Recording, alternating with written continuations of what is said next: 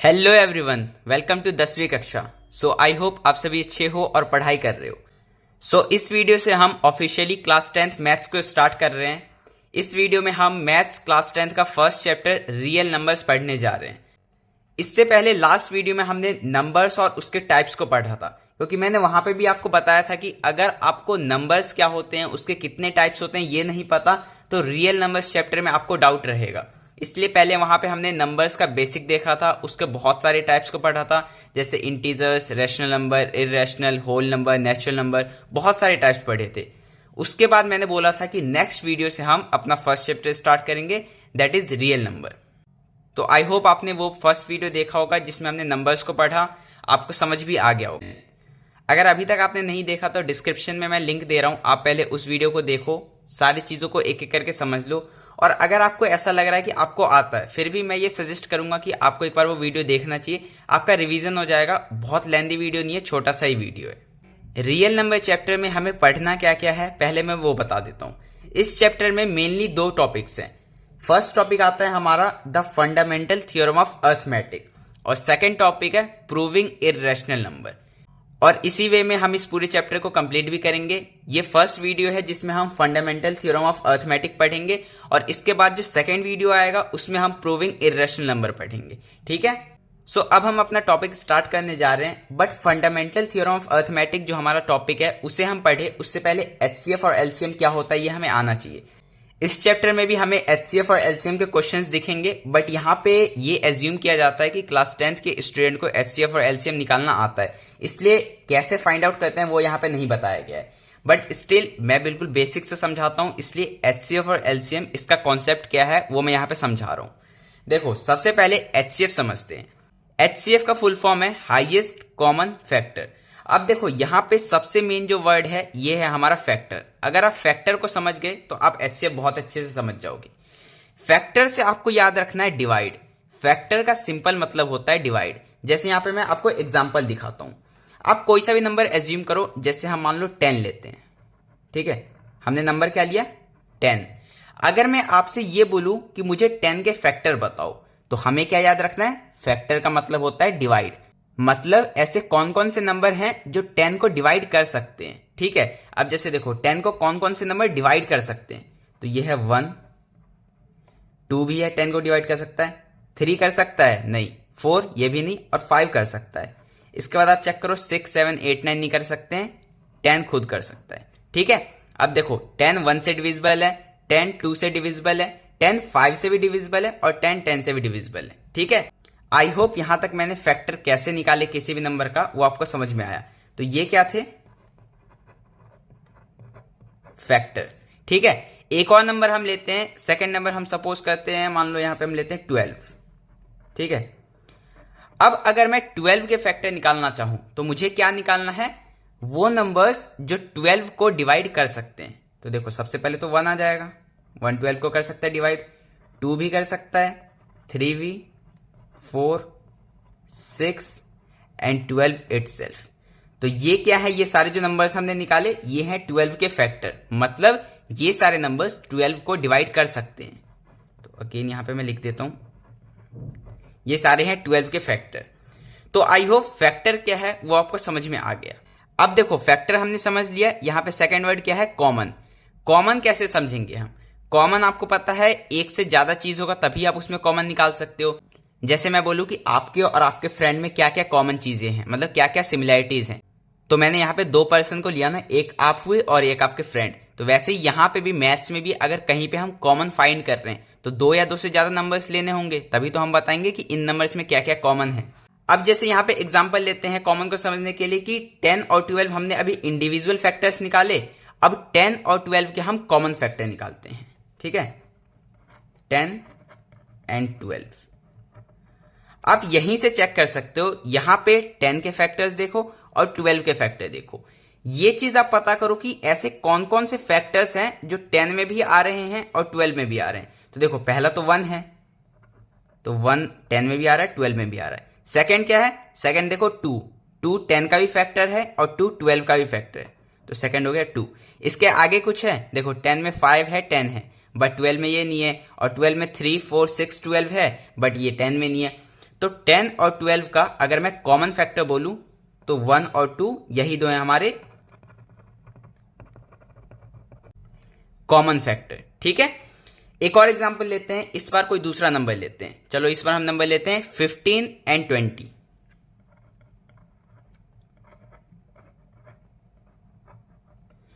अब 15 एंड 20 का हमें कॉमन फैक्टर निकालना है। तो कॉमन फैक्टर निकालने के लिए पहले हमें इंडिविजुअल फैक्टर निकालने होंगे कि 15 के क्या क्या अकेले फैक्टर्स हैं और 20 के क्या फैक्टर्स हैं। तो चलो पहले मैं उसे निकालता हूं। तो देखो 15 और 20 के फैक्टर्स में यहां पे निकाल देता हूं। 15 के देखो सबसे पहले 1, 2 में नहीं होगा, 3 भी 15 का फैक्टर है, 5 है एंड 15 इटसेल्फ। 20 का अगर मैं पूछूं तो 1, 2, 4, 5, 10 एंड 20। ठीक है, तो अब यहां पे देखो हमने 15 के फैक्टर्स निकाल लिए, 20 के फैक्टर्स निकाल लिए। अब हमें यहां पे निकालना है कॉमन फैक्टर। तो दोनों नंबर्स में देखो कॉमन क्या क्या है। यहां पे देखो 15 के फैक्टर में देखोगे तो 1 यहां भी है, 20 के फैक्टर में भी 1 है, तो पहला कॉमन फैक्टर तो हमें मिल जाता है 1। अब आगे देखो 3 यहां पे है बट यहां नहीं है, 5 यहां है और चलो 5 यहां भी है। ठीक है, तो एक और कॉमन फैक्टर मिल गया 5। उसके आगे देख लो 15 यहां है बट 15 यहां नहीं है, और यहां पे 2, 4, 10, 20 है बट यहां पे 2, 4, 10, 20 नहीं है। तो यहां पे दो कॉमन फैक्टर मिल गए 1 एंड 5। ये क्या है? Common factor. ठीक है, आई होप फैक्टर क्या थे वो आपको समझ में आ गया, कॉमन फैक्टर क्या था वो समझ में आ गया। अब फैक्टर समझ लिया, कॉमन फैक्टर समझ लिया, हाईएस्ट कॉमन फैक्टर समझो। अब तो आई होप आप हाईएस्ट कॉमन फैक्टर खुद भी समझ सकते हो। मैं बता देता हूं, जब हम फैक्टर निकाल रहे थे तो हम इंडिविजुअल नंबर देख रहे थे। जब हम कॉमन फैक्टर निकाल रहे थे तो किसी भी दो या दो से ज्यादा नंबर्स हम ले रहे थे, उसका इंडिविजुअल फैक्टर्स निकाल रहे थे और ये चेक कर रहे थे कि दोनों के फैक्टर्स में कौन कौन से नंबर कॉमन है। अब हाईएस्ट कॉमन फैक्टर जब आ जाएगा तो हम वही दो से ज्यादा नंबर लेंगे, उसके इंडिविजुअल फैक्टर निकालेंगे और हम ये चेक करेंगे कि सबसे बड़ा कॉमन फैक्टर कौन सा है। जैसे देखो 10 और 12 का अगर मैं कॉमन फैक्टर निकालूं तो ये 1 और 2 आया। अगर 10 और 12 का मैं हाईएस्ट कॉमन फैक्टर पूछूं तो देखो 1 और 2 कॉमन फैक्टर है बट हाईएस्ट कौन सा है इसमें से? तो 2 लार्जर है ना 1 से, तो 2 इसका हो गया HCF, that is highest common factor. वैसे 15 एंड 20 इसमें देखो इनके कॉमन फैक्टर्स कौन कौन से थे? 1 एंड 5। अगर मैं हाईएस्ट कॉमन फैक्टर पूछूं, मतलब हाईएस्ट मतलब सबसे बड़ा वाला नंबर, तो 1 और 5 में हाईएस्ट कौन सा है? 5। तो 15 और 20 का HCF क्या हो जाएगा? 5। ठीक है, यहां पे मैं आपको लिख के दिखा देता हूं। 10 एंड 12 का अगर मैं HCF निकालना चाहूं हाईएस्ट कॉमन फैक्टर, तो यहां से हमें दिख रहा है कॉमन 2 है और इसमें भी हाईएस्ट कौन सा है? तो 2। तो ये हो गया HCF। इसका भी मैं यहां पे लिख देता हूं 15 एंड 20 का। इसमें कॉमन फैक्टर कौन कौन से थे? 1 एंड 5, बट हाईएस्ट कौन सा है? 5। ठीक है, ये हो गया इसका HCF। अब यहां पे एक और एग्जांपल लेते हैं जिसे हम ओरली सॉल्व करेंगे। ठीक है, उसमें हम पेन पेपर का यूज नहीं करेंगे। एग्जांपल हम लेते हैं 12 एंड 18। ठीक है, इसका हमें हाईएस्ट कॉमन फैक्टर निकालना है। हाईएस्ट कॉमन फैक्टर निकालने के लिए पहले आप इन दोनों नंबर्स के इंडिविजुअल फैक्टर सोचो। देखो 12 के क्या क्या हो सकते हैं, मैं माइंड में कैलकुलेट कर रहा हूं, आप भी यही चीज करो। 12 का 1 हो सकता है, 2, 3, 4, 6 एंड 12। ठीक है, एक सेकंड के लिए इसे याद रखना। अब 18 का देखो, 18 का कौन कौन सा हो सकता है? 1, 2, 3, 6, 9 एंड 18। ठीक है, अब यहां पे इन दोनों का अगर मैं हाईएस्ट कॉमन फैक्टर देखूं तो वो मुझे दिख गया था कि वो था 6, क्योंकि 6 ऐसा नंबर था जो दोनों में आ रहा था और वही सबसे बड़ा कॉमन फैक्टर था। ठीक है, तो 12 और 18 का हाईएस्ट कॉमन फैक्टर क्या हो जाएगा? हो जाएगा 6। तो HCF of 12 and 18 is 6। So I hope HCF का क्या कॉन्सेप्ट था आपको समझ में आया। अब हम करते हैं LCM। सबसे पहले LCM का फुल फॉर्म देखो। LCM का फुल फॉर्म होता है लोएस्ट कॉमन मल्टीपल। अब अगेन जैसे हमने HCF में हमारा एक इंपॉर्टेंट वर्ड था फैक्टर, जिसे समझने के बाद ये टॉपिक बहुत ईजी हो गया था, वैसे ही LCM में हमारा इंपॉर्टेंट वर्ड जो है वो है मल्टीपल। मल्टीपल का मतलब होता है मल्टीप्लाई। ठीक है, और ये तो काफी हद तक सिमिलर भी है, मल्टीपल मल्टीप्लाई, तो ये आपको याद करने में भी दिक्कत नहीं होगा। ऐसे याद रखना कि HCF और LCM में एक है मल्टीप्लाई, एक है डिवाइड। तो मल्टीपल से मल्टीप्लाई सिमिलर मिल रहा है, बचा क्या? डिवाइड, तो डिवाइड होगा फैक्टर का। ठीक है, अब देखो लोएस्ट कॉमन मल्टीपल, इसे समझने से पहले सबसे पहले हम समझेंगे मल्टीपल क्या होते हैं। जैसे हमने सबसे पहले फैक्टर समझा था वैसे ही सबसे पहले मल्टीपल समझेंगे।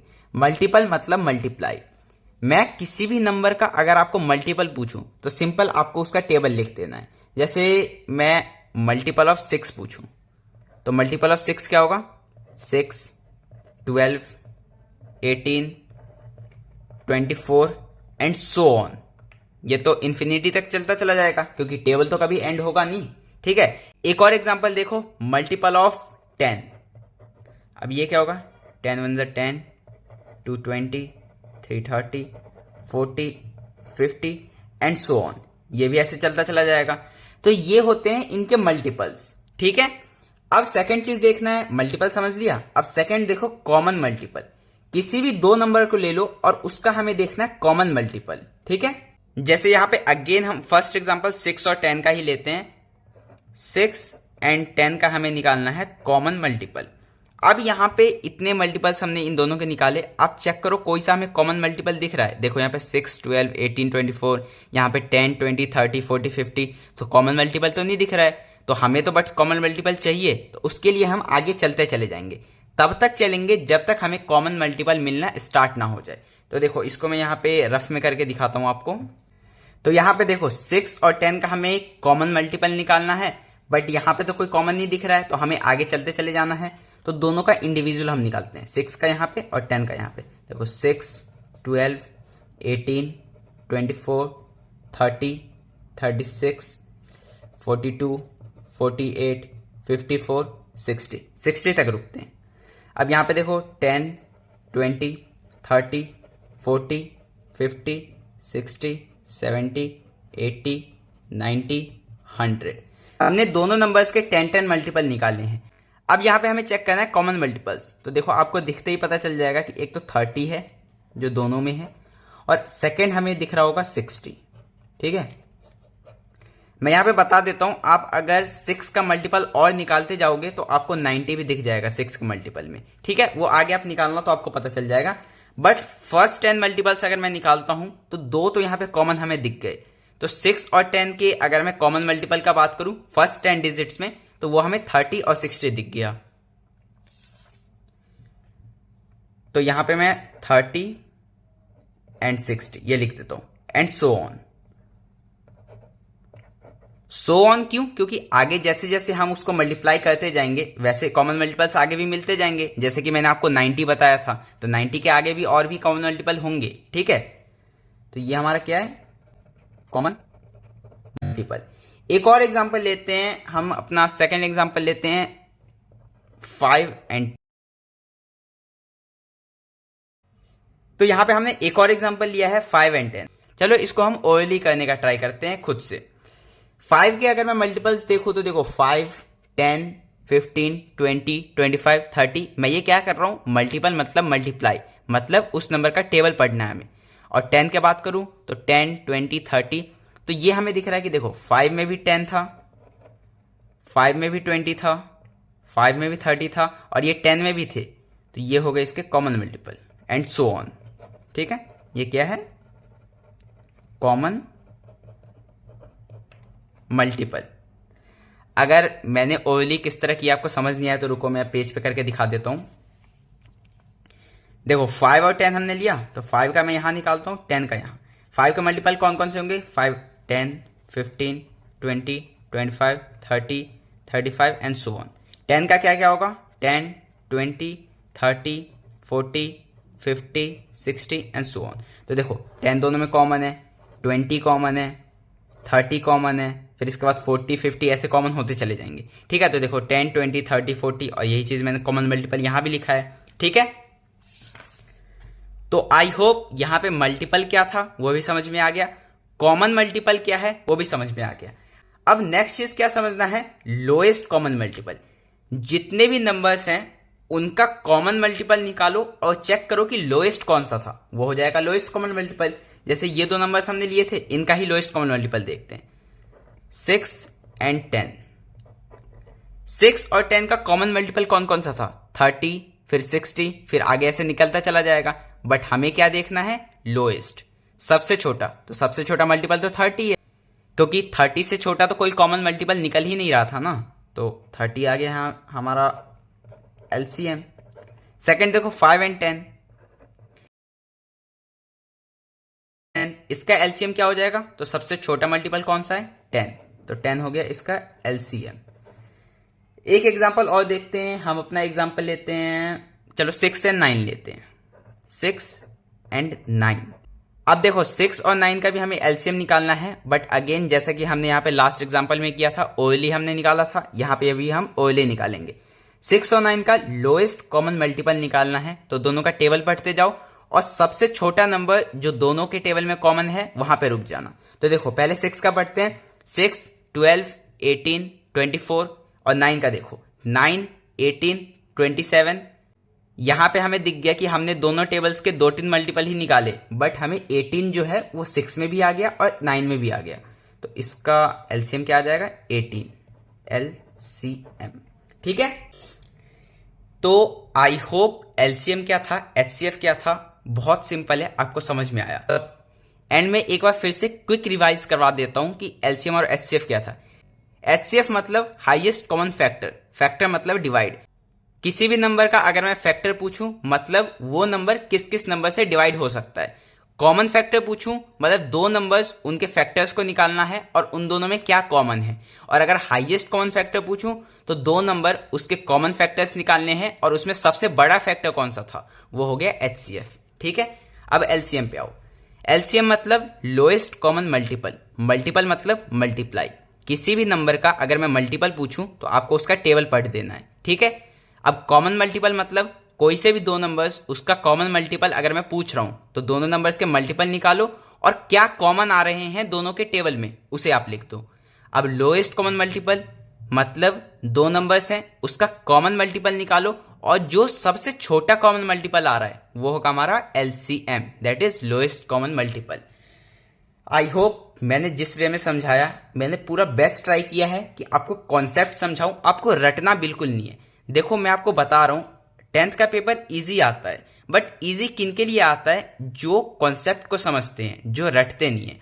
1% भी डाउट है, 0.1% भी डाउट है तो प्लीज आप कमेंट करो, मैं आपका सॉल्यूशन बता दूंगा और बहुत ही इजी वे में आपको समझाऊंगा, आपको 1% भी डाउट नहीं रहने दूंगा। ठीक है, बट इसके लिए आपको कमेंट करना पड़ेगा, आपको कहीं पे भी डाउट आता है तो। ठीक है, तो अब देखो आई होप ये जो एचसीएफ और एलसीएम का हमने टॉपिक समझा वो आपको समझ में आया, इसका कॉन्सेप्ट समझ में आया। यहाँ पे एक मैंने पॉइंट एचसीएफ के लिए भी लिखा है एंड में और एक एलसीएम के लिए भी लिखा है, ये पॉइंट भी हम समझ लेते हैं। ये पॉइंट आपको क्वेश्चंस करने में बहुत ज्यादा हेल्प करेगा। ठीक है, देखो पॉइंट क्या है, HCF will always be smaller और equal to the given number.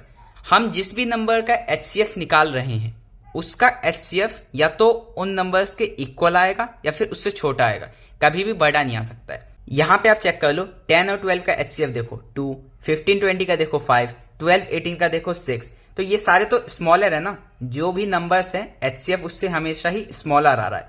Equal का एक एग्जांपल देता हूं मैं, जैसे आप एचसीएफ निकालो 5 एंड 10 का, अगर आप 5 और 10 का एचसीएफ निकालोगे तो आपका इक्वल आएगा। देखो कैसे, मैं दिखाता हूं। यहां पे देखो 5 के कौन कौन से फैक्टर हैं, 1 एंड 5 इटसेल्फ। 10 का कौन कौन सा है, 1, 2, 5 एंड 10। तो हाईएस्ट कॉमन फैक्टर कौन कौन से हैं, 1 एंड 5, बट हाईएस्ट कौन सा है, 5। तो एचसीएफ ऑफ 5 एंड 10 ये क्या आ गया, 5, और 5 दोनों में से किसी एक नंबर के इक्वल है ना। ठीक है, तो ये हो गया इक्वल का एग्जांपल। और स्मॉलर का देखना है तो ये सारे तो स्मॉलर के एग्जांपल हैं, क्योंकि जो गिवन नंबर्स है उनसे छोटा आ रहा है एचसीएफ। बड़ा कभी नहीं आ सकता है, आप कितने भी एचसीएफ निकाल लो। अब सेकंड एलसीएम का देखो, एलसीएम का भी क्या है कि एलसीएम भी इक्वल आ सकता है या फिर बड़ा आएगा, छोटा कभी नहीं आ सकता है। देखो 6 एंड 10 30 आया, 5 एंड 10 10 आया, 6 एंड 9 18 आया। कभी भी आपको दिख रहा है कि जिन नंबर्स का हम एलसीएम निकाल रहे हैं एलसीएम उससे छोटा आया हो, कभी दिखेगा ही नहीं, क्योंकि आ ही नहीं सकता है। बट इक्वल आ सकता है, और इक्वल का एग्जांपल ये सेकंड वाला देख लो, 5 एंड 10 और एलसीएम भी 10 है, तो जो गिवन नंबर है उसमें भी एक 10 है और एलसीएम भी 10 आ गया, तो ये इक्वल है। और ये दो फर्स्ट और थर्ड वाला जो एग्जांपल है वो ग्रेटर वाला एग्जांपल है कि LCM will always be greater than given number, but छोटा नहीं आ सकता है। एचसीएफ बड़ा नहीं आएगा, एलसीएम छोटा नहीं आएगा। इस दो कंक्लूजन को आप यूज कर सकते हो अपने क्वेश्चंस में। जैसे मान लो कोई सा क्वेश्चन पढ़ के अगर आपको ये समझ में आ जाए कि इस क्वेश्चन में जो हमारा आंसर आएगा वो गिवन नंबर से बड़ा तो नहीं आ सकता, तो आप एचसीएफ निकाल दोगे, क्योंकि आपको पता है ये चीज कि एचसीएफ ही ऐसा होता है जो गिवन नंबर से बड़ा नहीं हो सकता है, एलसीएम बड़ा हो सकता है। और अगर ऑपोजिट आपको पता चल गया क्वेश्चन पढ़ के कि भाई इस क्वेश्चन में तो हमारा आंसर बड़ा ही आएगा गिवन नंबर से, तो आप एलसीएम निकाल दोगे। ठीक है, तो इस कंक्लूजन को याद रखना, काफी हेल्पफुल होता है ये। आप क्वेश्चंस करोगे तो आपको समझ में आ जाएगा। अब देखो, जो हमारा मेन टॉपिक था the fundamental theorem of arithmetic, वो हम स्टार्ट कर रहे हैं। अभी जो हमने पढ़ा वो एचसीएफ एलसीएम एक बेसिक चीज था जो क्लास 10th में अभी इस चैप्टर में आने वाला है, मैंने उसे क्लियर कर दिया। अब हम अपना पढ़ने जा रहे हैं theorem, the fundamental theorem of arithmetic. ये थ्योरम कहता क्या है? Every composite number can be expressed या कह लो factorise as a product of primes and this factorisation is unique apart from the order in which the prime factors occurs. कहने का ये मतलब है इस थ्योरम का कि हर कंपोजिट नंबर, अब कंपोजिट नंबर क्या होता है, प्राइम नंबर क्या होता है, ये आपको पता होगा। ये थ्योरम हमारा ये कहता है कि कोई सा भी कंपोजिट नंबर आप हमें दे दो, उस नंबर को हम as a product of prime numbers हम बता सकते हैं। मतलब कोई सा भी कंपोजिट नंबर हो उसे हम फैक्टराइज करके as a product of prime लिख सकते हैं। देखो, इसका मैं आपको पहले एक दो एग्जांपल देता हूं, फिर आपको उससे और क्लियर हो जाएगा। जैसे कोई सा भी कंपोजिट नंबर बताओ, चलो हम लेते हैं 10। 10 हमारा एक कंपोजिट नंबर है, ठीक है। अब ये थ्योरम ये कह रहा है कि every composite number can be express और factorise as a product of prime and this factorisation is unique. कोई सा भी कंपोजिट नंबर उसे प्राइम नंबर्स के प्रोडक्ट के फॉर्म में हम लिख सकते हैं। अब 10 को आप क्या लिख सकते हो? 10 को आप लिख सकते हो 2 into 5। 2 भी एक प्राइम नंबर है, 5 भी एक प्राइम नंबर है, तो एक कंपोजिट नंबर को मैंने प्राइम नंबर के प्रोडक्ट के फॉर्म में लिख दिया ना। और ये जो हमारा रिप्रेजेंटेशन है ये यूनिक है। मतलब 10 को मैं 2 into 5 ही लिख सकता हूं और कोई दूसरा नंबर मैं यूज कर ही नहीं सकता, but apart from the order in which prime factor occurs. अब आप मुझे ये बोल दो कि इसे तो मैं 5 into 2 भी लिख सकता हूं, तो बात वही है, यही चीज इस लाइन में लिखा गया कि apart from the order in which the prime factor occurs.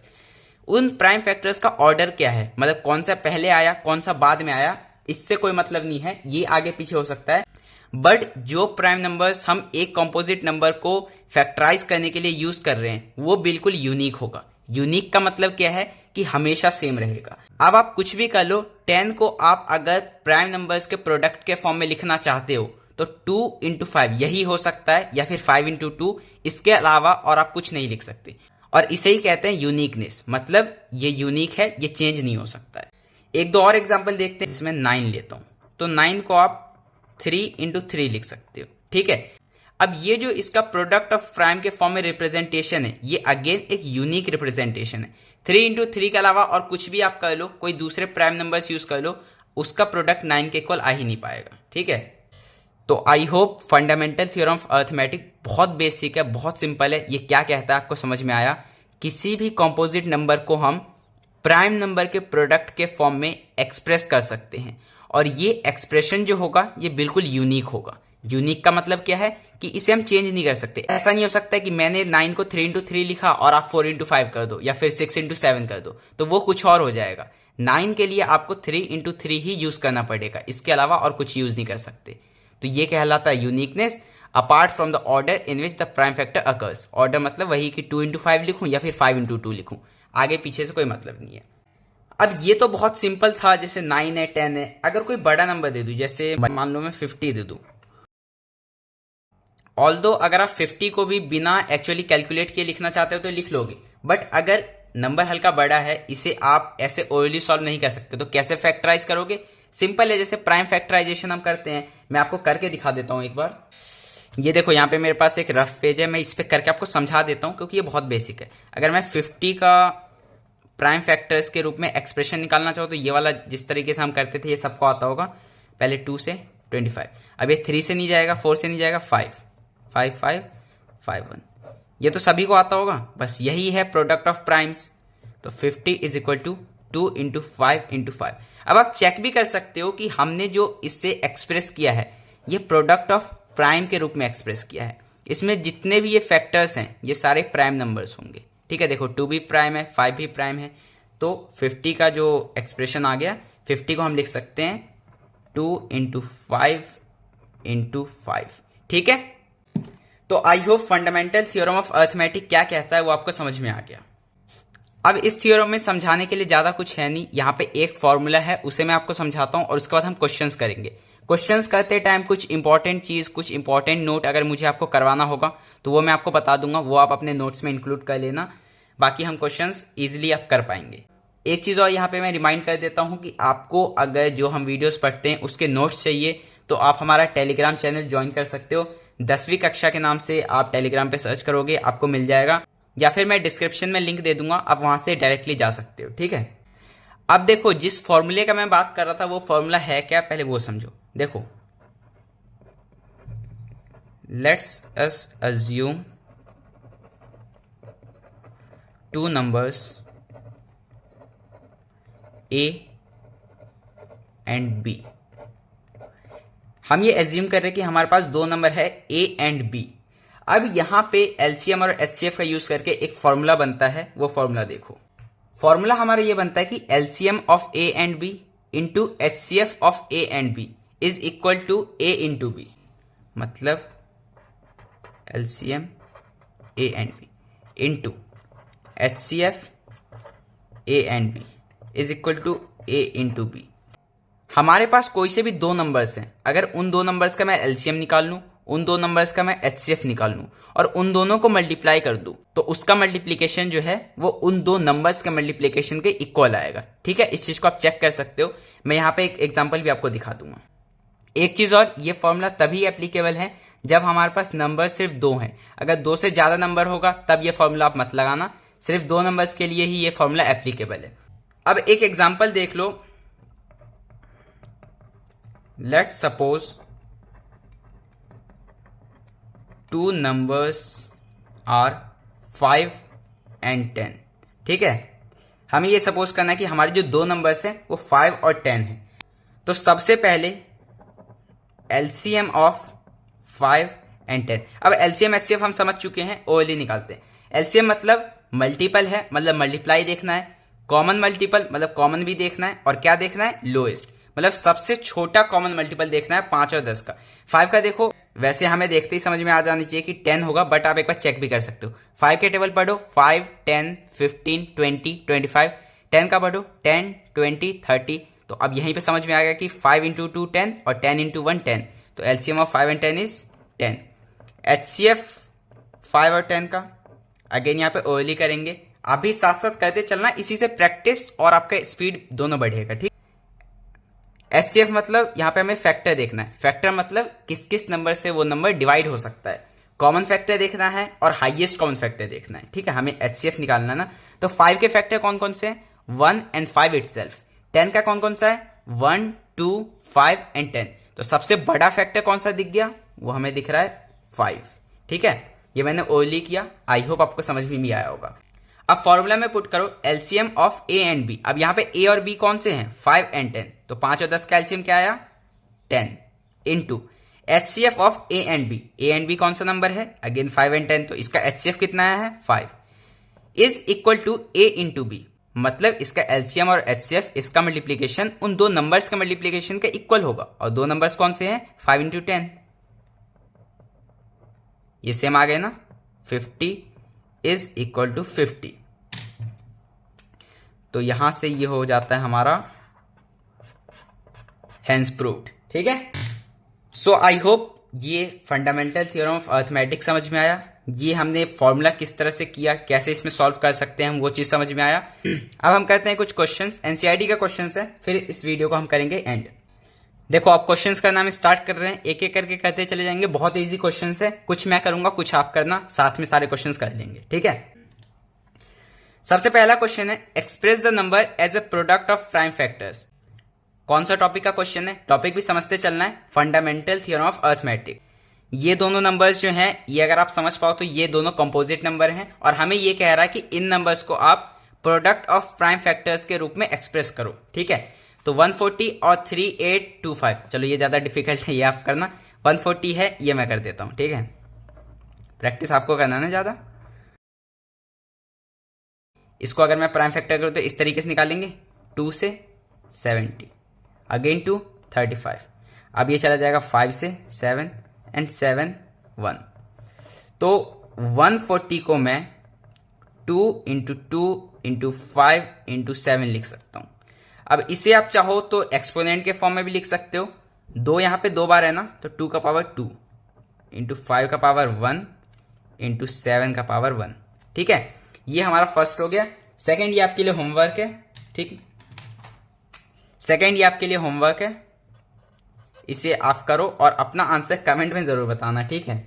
अब ये था फर्स्ट क्वेश्चन। सेकेंड क्वेश्चन देखो, given that HCF 306 657 is equal to 9, find LCM 306 657। ये भी आप करो, सिंपल है। देखो मैं वहां पे आपका हेल्प करने के लिए हूं, जहां पे क्वेश्चन हल्का सा ट्विस्ट है या फिर कुछ क्वेश्चंस न्यू क्वेश्चंस है तो वहां पे आपको समझाऊंगा। तो इसका सॉल्यूशन किस तरह करना है मैं एक बार समझा देता हूं। देखो हमारे पास दो नंबर है 306 657, इसका जो HCF है वो 9 है, तो इसी दो नंबर का LCM क्या होगा, आपको फॉर्मूला यहां पे यूज करना है। फॉर्मूला क्या था, HCF of AB into LCM of A and B is equal to A into B। ठीक है, अब देखो HCF ऑफ 306 एंड 657, ठीक है ना, ये दो नंबर से, हाँ, into LCM of 306 657 is equal to 306 into 657। ठीक है, ठीक है, यहां तक कोई डाउट? चलो अब HCF इन दोनों नंबर्स का कितना गिवन है, 9, LCM हमें निकालना है, इज इक्वल टू 306 इंटू 657। अब यहां से आप 9 को इस तरफ यहां आ जाएगा आपका डिनोमिनेटर में, उसको आप सॉल्व करोगे तो यहां से आपका LCM आ जाएगा। अगेन LCM का कितना वैल्यू है ये आप मुझे बता देना। होमवर्क क्वेश्चन यहां पे अगेन फिर से आपको एक मिल गया, ये मुझे कमेंट में बताना, ठीक है। अब देखो यहां पे दो क्वेश्चन और है। यहां पे फर्स्ट क्वेश्चन हम देखते हैं, check whether 6 to the power n ends with digit 0 और not for any natural number n। एक हमारे पास नंबर दिया गया है 6 जिसका पावर n है, n की जगह पे कोई सा भी नेचुरल नंबर हो सकता है। नेचुरल नंबर क्या होते हैं, जो नंबर 1 से स्टार्ट होते हैं, ठीक है। हमें यह बताना है कि n की जगह पे हम कोई सा भी नेचुरल नंबर रखे तो क्या इसे सॉल्व करने के बाद जो हमारे पास वैल्यू आएगा वो वैल्यू 0 से एंड होगा या फिर नहीं। जैसे 6 का पावर 1 हो, 6 का पावर 2, 6 का पावर 3, 4, ऐसा कुछ भी मैं रख लूं और उसे सॉल्व करूं तो वो 0 डिजिट से एंड होगा या फिर नहीं, ठीक है। ये हमें बताना है, अगर एंड होगा तो रीजन दो और नहीं होगा तो रीजन दो, मतलब हमें इसे जस्टिफाई करना है। तो इस क्वेश्चन को सॉल्व करने से पहले एक कंसेप्ट है जिसमें हम ये देखेंगे कि जो नंबर 0 से एंड होते हैं उनके क्या प्रॉपर्टीज हैं उसे समझते हैं, क्योंकि अगर आप उसके प्रॉपर्टी समझ जाओगे तो इसमें वो प्रॉपर्टी होगा तो ये भी एंड होगा, अगर इसमें वो प्रॉपर्टी नहीं होगा तो ये एंड नहीं होगा। सिंपल है ना। अब देखो यहां पे हम एक एक करके कुछ नंबर्स लेते हैं, उनका एग्जांपल से हम समझ जाएंगे जो 0 से एंड होते हैं। पहले मैं नंबर ले रहा हूं 10, 20, 50, 100। चलो ठीक है, 4 एग्जांपल से हम समझते हैं, इतने में हो जाएगा हमारा काम। अब इन्हें क्या करना है, इन्हें आप प्राइम फैक्टराइज करो, मतलब प्राइम फैक्टर्स के प्रोडक्ट के फॉर्म में लिखो। 10 को क्या लिख सकता हूं, 2 इंटू 5। 20 को देखो, 20 को मैं लिख सकता हूं 2 इंटू 5 इंटू 2। 50 को मैं 10 को लिख रहा था 2 इंटू 5 और 10 इंटू 5 20, तो 2 इंटू 5 इंटू 5। ठीक है, आई होप कैसे कर रहा हूं प्राइम फैक्टराइज आप समझ रहे हो। अगर इस तरीके से ओरली कुछ ज्यादा कॉम्प्लिकेटेड लग रहा है तो आप प्रॉपर वो वाला टेबल बनाओ और उससे निकाल लो। इस तरह कहते थे ना 50, फिर ऐसे आप फाइंड करोगे यहाँ पे, वैसे कह रहा हूं मैं। अब 100, तो 100 का आप 2 इंटू 5 इंटू 5, ये देखो कितना हो गया, 5 5 25, 25 इंटू 2 50 इंटू 200। ठीक है, अब जितने भी नंबर 0 से एंड होते हैं उसमें आप एक चीज देख रहे हो कि 2 और 5 दोनों ही उसके फैक्टर्स हैं, समझ रहे हो। यहां पे देखो 10 है तो 2 into 5, 20 2 into 5, 50 2 into 5, 100 2 into 5 2 into 5। अब यहां पे 2 इंटू 5 क्यों है, एक पेयर तो ये रहा, एक पेयर ये रहा, क्योंकि यहां 2 0 है। इन सब में एक एक 0 था तो सिर्फ एक पेयर था। जैसे देखो 200, ठीक है, इसको आप करो, इसको देखो 5 इंटू 5 25, 25 इंटू 2 50, 50 इंटू 2 100, 100 इंटू 2 200। अब अगेन यहां पे 0 2 ही है तो 2 इंटू 5 के 2 पेयर होने चाहिए। तो एक पेयर ये रहा, एक पेयर ये रहा। एक 2 यहाँ पे एक्स्ट्रा है बट 5 तो नहीं है, तो इसे हम इग्नोर कर सकते हैं। यहाँ पे 2 पेयर है, 2 0 तो 2 पेयर। ये तो मैंने चलो एक्स्ट्रा नॉलेज के लिए बता दिया कि जितने 0 2 इंटू 5 के उतने पेयर। बट समझना यहाँ पे हमें ये था कि कोई सा भी नंबर अगर 0 से एंड होता है तो उसके प्राइम फैक्टर्स में 2 और 5 दोनों होने चाहिए, एक होने से काम नहीं चलेगा। ठीक है, हमें 2 और 5 दोनों ही चाहिए जब उस नंबर को हम प्राइम फैक्टराइज करते हैं। अब देखो यही चीज हम यहां चेक कर लेंगे कि 6 टू द पावर n हम इसे स्प्लिट करेंगे प्राइम फैक्टर्स के फॉर्म में। अगर वहां पे 2 और 5 दोनों दिख जाएगा तो ये 0 से एंड होगा, और अगर नहीं दिखेगा तो 0 से एंड नहीं होगा। ठीक है, अब इसे सॉल्व करते हैं। अगर आपको समझ में आ गया तो आप खुद से सॉल्व कर सकते हो और नेक्स्ट क्वेश्चन पे मूव करो। अगर नहीं आया तो एक और सॉल्यूशन देख लो। पहले यहां जो मैंने आपको कंक्लूजन दिखाया उस कंक्लूजन को लिखता हूं, और ये जरूरी है लिखना।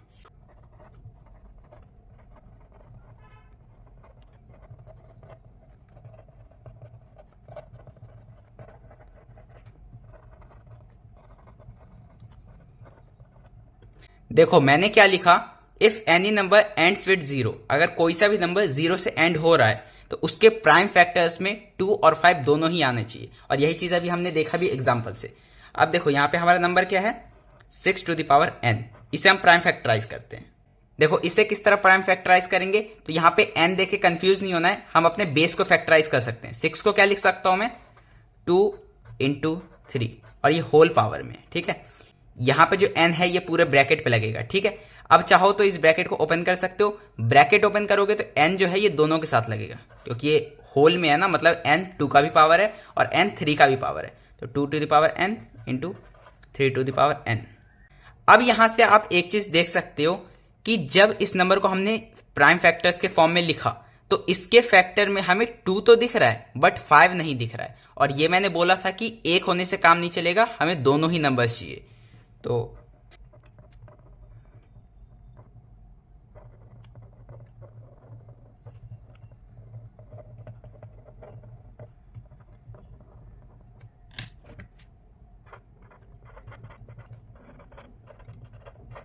अब देखो यहां पे मैंने कंक्लूजन क्या लिखा, here 6 to the power n does not contain 5 as it factor, hence 6 to the power n won't end with 0। मतलब 6 टू द पावर n ये जो नंबर है इसको जब हम प्राइम फैक्टर्स के प्रोडक्ट के फॉर्म में लिख रहे हैं तो 2 तो है, ठीक है, बट 5 नहीं है, जबकि हमें 5 भी चाहिए। इसलिए 6 to the power n will not end with digit 0। ठीक है, आई होप इसका सॉल्यूशन आपको समझ में आया। अब हम अपने नेक्स्ट क्वेश्चन पे मूव करते हैं। देखो हमारा नेक्स्ट क्वेश्चन है, explain why 7 into 11 into 13 plus 13 and 7 into 6 into 5 into 4 into 3 into 2 into 1 plus 5 are composite number. हमारे पास दो एक्सप्रेशन दिए हैं, फर्स्ट एक्सप्रेशन, सेकंड एक्सप्रेशन। हमें बताना है कि ये दोनों एक्सप्रेशन कंपोजिट नंबर हैं या फिर नहीं है, और हैं तो क्यों है। सबसे पहले अगेन यहां पे भी आपको वही चीज देखना है कि आपको जो प्रूफ करना है उसके लिए हमें क्या करना पड़ेगा। हमें क्या प्रूफ करना है कि ये दो एक्सप्रेशन जो हैं ये कॉम्पोजिट नंबर हैं या फिर नहीं है। अब कॉम्पोजिट नंबर के क्या प्रॉपर्टीज होते हैं, तो अभी हमने फंडामेंटल थ्योरम ऑफ अरिथमेटिक पढ़ा, जिसका डेफिनेशन ही यही था कि कोई सा भी कॉम्पोजिट नंबर मैं आपको दे दूं उसे आप प्राइम फैक्टर्स के प्रोडक्ट के फॉर्म में लिख सकते हो। ठीक है, तो अगर मैं इन दोनों एक्सप्रेशन को प्राइम फैक्टर्स के प्रोडक्ट के फॉर्म में लिख पा रहा हूं तो ये कंपोजिट नंबर होगा, और वही चीज हमें प्रूफ करना है। देखो इस क्वेश्चन को मैं यहां पे सॉल्व करता हूं। यहां पे दो एक्सप्रेशन है, एक आप करो एक मैं करता हूं। मैं ये बड़ा वाला एक्सप्रेशन सॉल्व कर देता हूं, 7 into 6 into 5 into 4 into 3 into 2 into 1 plus 5। ठीक है, अब देखो इस एक्सप्रेशन को अगर मैं दो प्राइम नंबर्स के प्रोडक्ट के फॉर्म में दिखा दूं तो हमें ये समझ में आ जाएगा कि वो कॉम्पोजिट नंबर है, क्योंकि कॉम्पोजिट नंबर को हम दो प्राइम नंबर्स के प्रोडक्ट के फॉर्म में दिखा सकते। ये चीज हमने फंडामेंटल थ्योरम ऑफ अरिथमेटिक में पढ़ा है। तो अब देखो सबसे पहले यहां पे कितने टर्म्स है वो बताओ। यहां पे हमें दिख रहा है कि यहां पे टोटल हमारे पास दो टर्म है। कैसे, एक टर्म हमारे ये रहा और एक टर्म ये पूरा है, क्योंकि टर्म्स हमेशा प्लस या फिर माइनस से ही बनते हैं, मल्टीप्लाई से नहीं बनते। ठीक है, तो अब यहां पे हमें कॉमन लेना है। इसमें देखो 5 इसमें भी है और 5 यहां भी है, तो अगर मैं 5 को बाहर निकाल लूं तो यहां क्या बचेगा, 7 इंटू 6, 5 बाहर आ चुका है, इंटू 4 इंटू 3 इंटू 2 इंटू 1, और प्लस यहां क्या बचा, 5 तो आ चुका है तो 1 ही बचेगा। ठीक है, अब इस पूरे को मैं अगर सॉल्व करूंगा तो यह आ जाएगा 1008 प्लस 1, 5 इंटू 1009। अब यहां पे मैं बता दूं आपको कि 5 जो है एक प्राइम नंबर है, ठीक है, और जो 1009 है ये भी एक प्राइम नंबर है। तो इस पूरे एक्सप्रेशन को मैंने दो प्राइम नंबर्स के प्रोडक्ट के फॉर्म में दिखा दिया, तो hence this number is a composite number. ठीक है, यहां पे आप ये चीज लिख सकते हो और ये चीज आपको लिखना है, एंड में स्टेटमेंट लिखना सही होता है, इससे आपको बेनिफिट मिलेगा मार्क्स मिलने में। कंक्लूजन क्या लिखेंगे?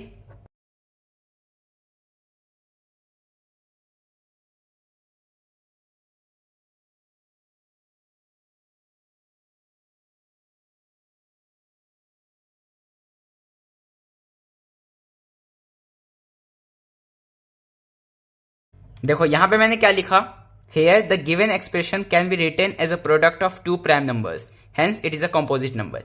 इस एक्सप्रेशन को मैंने दो प्राइम नंबर्स के प्रोडक्ट के फॉर्म में लिख दिया, इसलिए ये एक कंपोजिट नंबर है। ये सिंपल क्वेश्चन था हमारे fundamental theorem of arithmetic topic से। अगर वो टॉपिक आपको क्लियर है तो ये क्वेश्चन भी क्लियर हो गया होगा। ठीक है, अब कहते हैं अपना नेक्स्ट क्वेश्चन। तो अब देखो हमारा जो नेक्स्ट क्वेश्चन है वो क्या कहता है, there is a circular path around a sport field, Sonia takes 18 minutes while Ravi takes 12 minutes to complete one round. If they started together at the same point, after how many minutes will they meet again? देखो इसको मैं figure के help से समझाता हूं।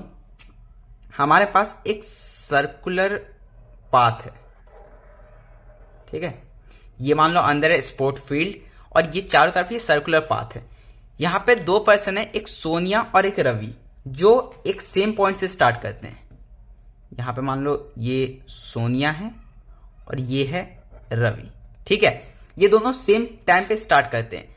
अब सोनिया को एक पूरा कंप्लीट रिवॉल्यूशन में लगता है 18 मिनट्स और रवि को लगता है 12 मिनट। मतलब सोनिया जो चल रही है उसको एक पूरा चक्कर लगाने में लगते हैं 18 मिनट और रवि को वही सेम चक्कर लगाने में लगते हैं सिर्फ 12 मिनट। मतलब रवि हल्का सा फास्ट है।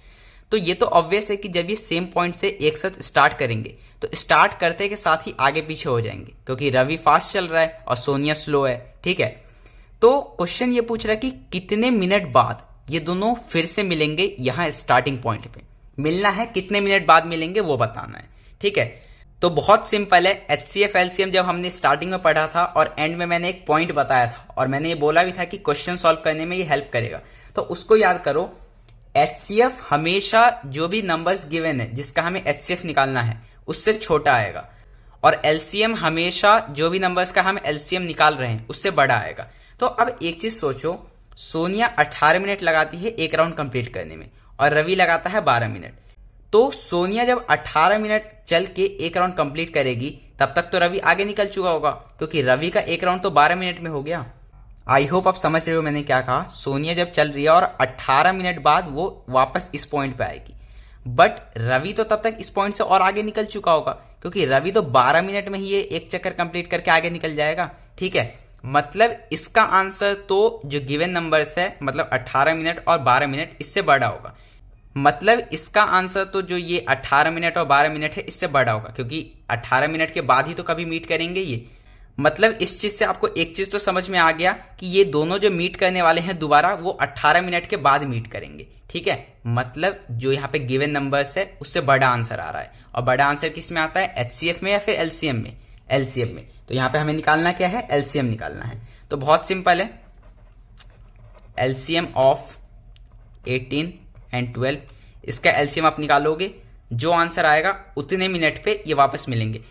इसको आप ओरली भी सॉल्व कर सकते हो। देखो LCM लोएस्ट कॉमन मल्टीपल, हमें मल्टीपल मतलब मल्टीप्लाई, दोनों का टेबल पढ़ना है, और जहां पे सबसे लोएस्ट कॉमन मतलब सबसे पहले जो कॉमन मल्टीपल मिल जाए सबसे छोटा, वो होगा आंसर। तो देखो 12, 24, 36, 48, 18 का 18, 36, 54, 36 आया ना 12 में भी और 18 में भी, तो इसका जो LCM होगा वो होगा 36।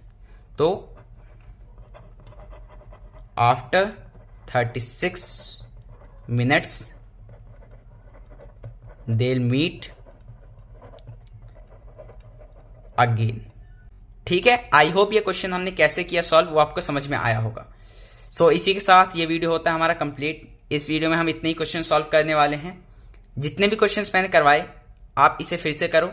एनसीईआरटी का जो फर्स्ट एक्सरसाइज है वो उसके सारे क्वेश्चंस आप कर सकते हो, एग्जाम्पल भी कर सकते हो। वो सारे क्वेश्चंस करो, एग्जाम्पल करो, कहीं डाउट आता है प्लीज कमेंट करो, आपका सॉल्यूशन मैं आपको दे दूंगा और बहुत इजी वे में समझा दूंगा आपको। ठीक है, अगर वीडियो पसंद आया तो लाइक करना, सब्सक्राइब करो चैनल को, अपने फ्रेंड्स के साथ भी शेयर जरूर करना। इसी के साथ इस चैप्टर का जो फर्स्ट टॉपिक था फंडामेंटल थ्योरम ऑफ अर्थमेटिक, ये हो चुका है हमारा कंप्लीट। नेक्स्ट वीडियो में हम पढ़ेंगे प्रूविंग इर्रेशनल नंबर, वो भी वीडियो बहुत जल्द आ जाएगा, तो इसलिए कह रहा हूं सब्सक्राइब करके रखो चैनल को। उस वीडियो में हम इर्रेशनल वाला टॉपिक कंप्लीट करके चैप्टर कंप्लीट कर लेंगे। So till then keep learning, keep growing, thank you.